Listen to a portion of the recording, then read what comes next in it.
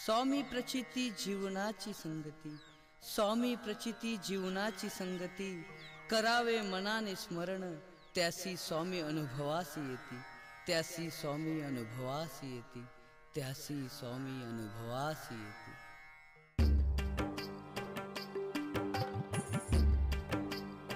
नमस्कार. श्री स्वामी समर्थ. स्वामी भक्त परिवार या चॅनलमध्ये तुमचं खूप खूप मनापासून स्वागत आहे. माझ्या सर्व ताईंचं, दादांचं व माझ्या सर्व मैत्रिणींचं. तर बघा, आपली गुरुवारची आजचा आहे दुसरा गुरुवार. माझं आपलं स्वामींचे गुरुवार चालू आहेत. तर आजचा दुसरा गुरुवार आहे आणि सर्व पूजा वगैरे छान अशी सर्व झालेली आहे. फक्त पुस्तक वाचायचं राहिलेलं आहे.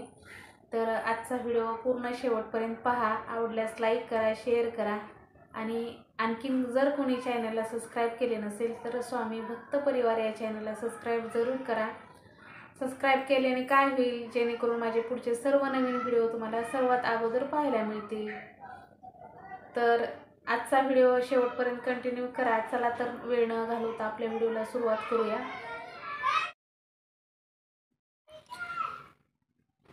तर आज आहे गुरुवार आणि आपला गुरुवारची पूजा श्री स्वामी समर्थ महाराजांना अभिषेक. तर लवकर सकाळी आज खूप लवकर उठले आणि सकाळी लवकरच उठून देवाची पूजा केली. स्वामींना सर्वप्रथम स्वामींना अभिषेकाला इकडं सर्व तयारी करून ठेवलेली आहे. आता सर्व पंचामृत घेतलेला आहे स्वामींना अभिषेक घालण्यासाठी.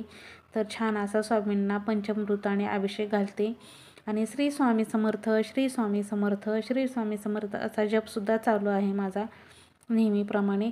तर आजचा आहे दुसरा गुरुवार. तर मागच्या गुरुवारी एक छोटासा मला खूप छान असा अनुभव आलेला आहे, तर तो सुद्धा मी सांगणार आहे. तर बघा, आपले स्वामी खरंच आपल्या पाठीशी आहेत हे पावलोपावले आपल्याला समजतं.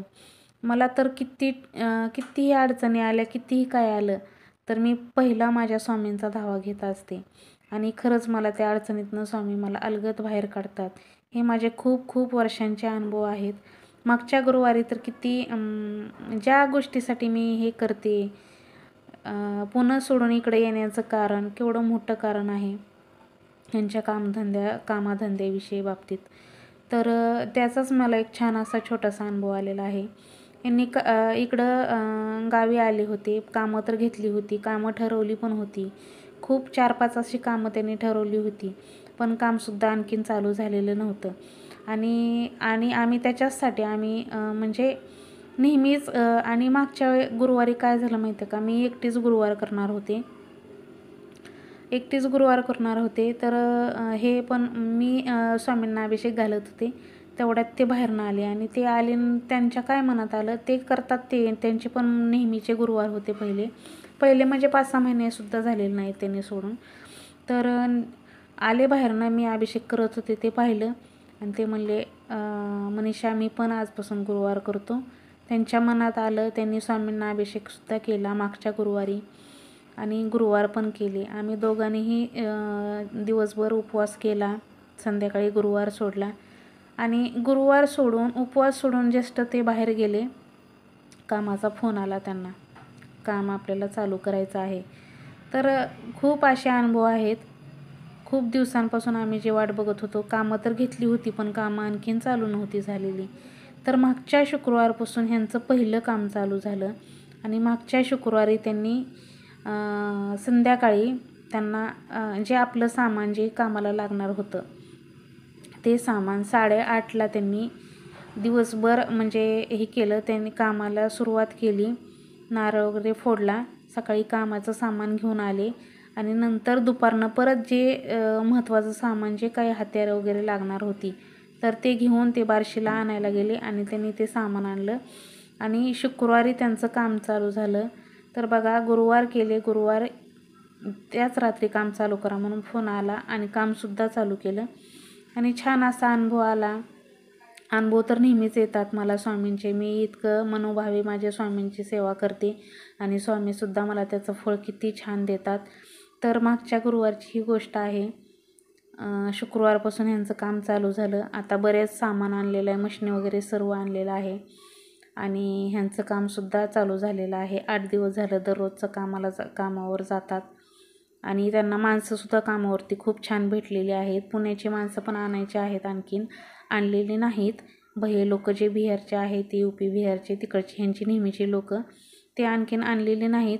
पण इथलीसुद्धा गावातली मुलं छान भेटली कामाला, खूप छान काम करतात. आणि सुरुवात तर खूप छान स्वामींनीच केलेली आहे. आणि आपण म्हणतो ना, स्वामींना मी मागच्याच गुरुवारी संकल्प करून मी स्वामींना सांगितलं होतं, स्वामी माझं हे सर्व जे मी तुम्हाला जे जे बोललेली आहेत माझे ते सर्व कामं व्यवस्थित सुरळीत पार पडू द्या. आणि माझे गुरुवारसुद्धा न हे होता म्हणजे काही विघ्न येऊ देऊ नका. माझे 11च्या 11 गुरुवार निर्विघ्नपणे पार पडो, ही श्री स्वामी समर्थ महाराजांना मी प्रार्थना केलेली होती. तर आज आहे तसाच दुसरा गुरुवार. त्याचप्रमाणे मी जशी स्वामींची नेहमी पूजा करते तशी छान असा अभिषेकसुद्धा केला. स्वामींनाही नाद तर लावून घेतलं फुलाने, गंध त्यांचा हार घालून घेतला आणि मनोभावे स्वामींची पूजा केली. आणि नेहमीच मी करत राहणार.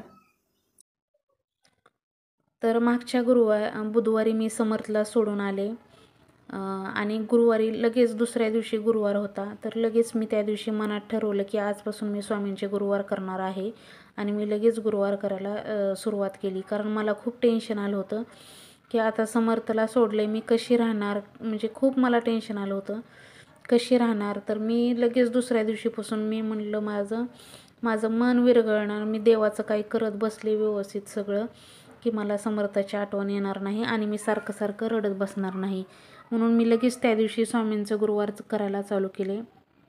आणि मला कसं होतं माहिती का, मग खूप ते टेन्शन आणि ती काळजी करत बसणं, त्याच्यापेक्षा म्हटलं आपला दिवस कसा जाईल गुरुवार हे कळणार नाही. मी बुधवारी समर्थला सोडून आले. त्या दिवशी मी 11 वाजेपर्यंत रडत होते समर्थ गेला म्हणून हॉस्टेलला.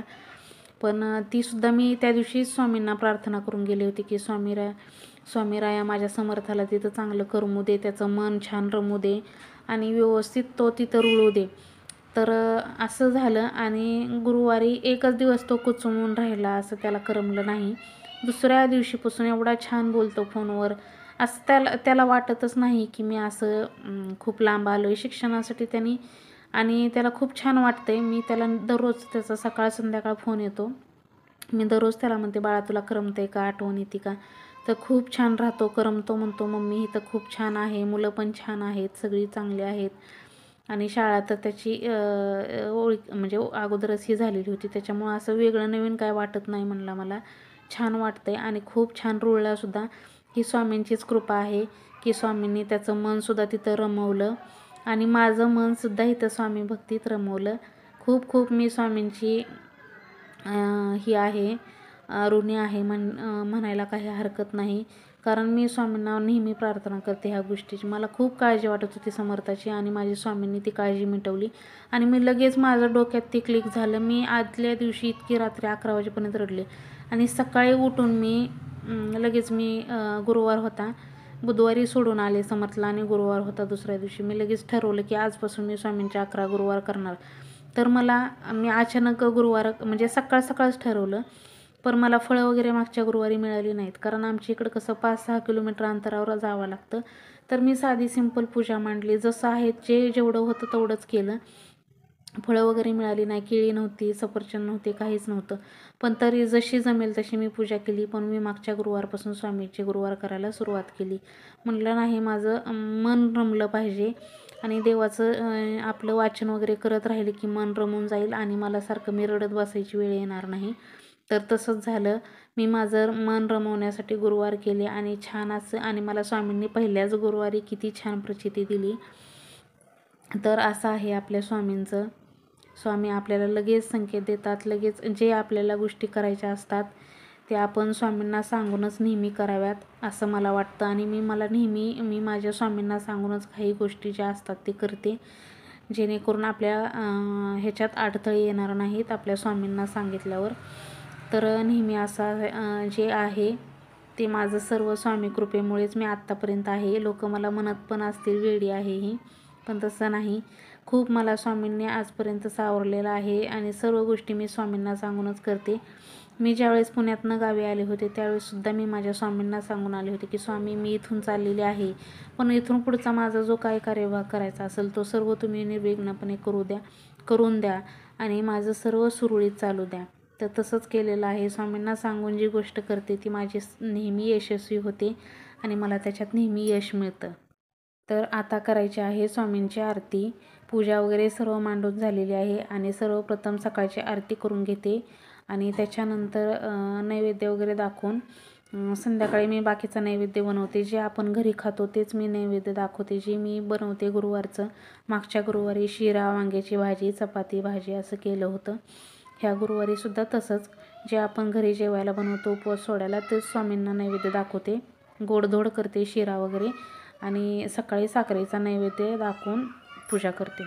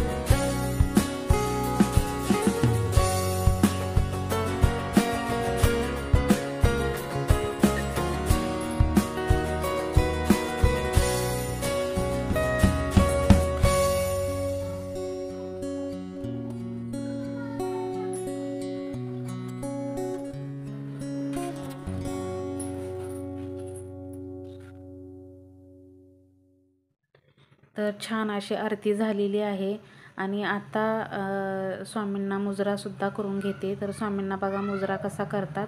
तर मी नेहमी असाच मुजरा करते माझ्या स्वामींना. तर छान असा मुजरा केलेला आहे आणि मी लवकरात लवकर स्वामींना एकच प्रार्थना केलेली आहे, लवकरात लवकर मला अक्कलकोटला येण्याचा योग येऊ द्या. कारण काय होतं, मी दरवर्षी उन्हाळ्यामध्ये आणि दिवाळीमध्ये अक्कलकोटला जात होते. उन्हाळ्यात गेले होते पण दिवाळीमध्ये जाणं झालं नाही अक्कलकोटला. पण लवकरात लवकर आता अक्कलकोटला जाण्याची तयारी. तर मी इकडं स्वामींना बोललेले सुद्धा आहे की मला दर पौर्णिमेला तुम्ही अक्कलकोटला बोलवणं हे करा. तर मी दर पौर्णिमेला अक्कलकोटला जाणार आहे इथून पुढे. जेव्हा जेव्हा मी पौर्णिमेला आता मागच्या पौर्णिमेलाच वाटलं होतं मनामध्ये पण नाही जाता आलं. त्रिपुरारी पौर्णिमा खूप गर्दी असते पण मला जायचं होतं पण नाही जाता आलं. पण इथून पुढे मी दर पौर्णिमेला, गुरुवारी नाही जमलं तर दर पौर्णिमेला सुद्धा मी अक्कलकोटला जाणार आहे. इथून काही खूप लांब नाही आमच्यापासून अक्कलकोट. तर मी अक्कलकोटला मी असा संकल्पच केलेला आहे की मी अक्कलकोटला जाणार आहे म्हणून दर पौर्णिमेला. मी गावावरनं येण्या अगोदरच हा विचार आलेला मला की पुण्यावरनं मी वर्षातनं 2 वेळा अक्कलकोटला जात होते पण मी आता महिन्यालासुद्धा म्हणलं तरी अक्कलकोटला जाऊ शकते. तर आता स्वामीस्तवन वाचून घेते. सर्वप्रथम कुठलीही सेवा करण्या अगोदर स्वामीस्तवन वाचून घ्यायचं आणि स्वामीस्तवन झाल्यानंतर एक माळ आपली स्वामी समर्थ म्हणून जपमाळ करायची आणि त्याच्यानंतरच आपले 21 अध्याय वाचून घ्यायचे. तर असं आहे स्वामीचरित्र वाचायचं. तर अशी आहे माझी स्वामींची दर गुरुवारची पूजा आणि दर गुरुवारची ही माझी नेहमी ठरलेली सेवा.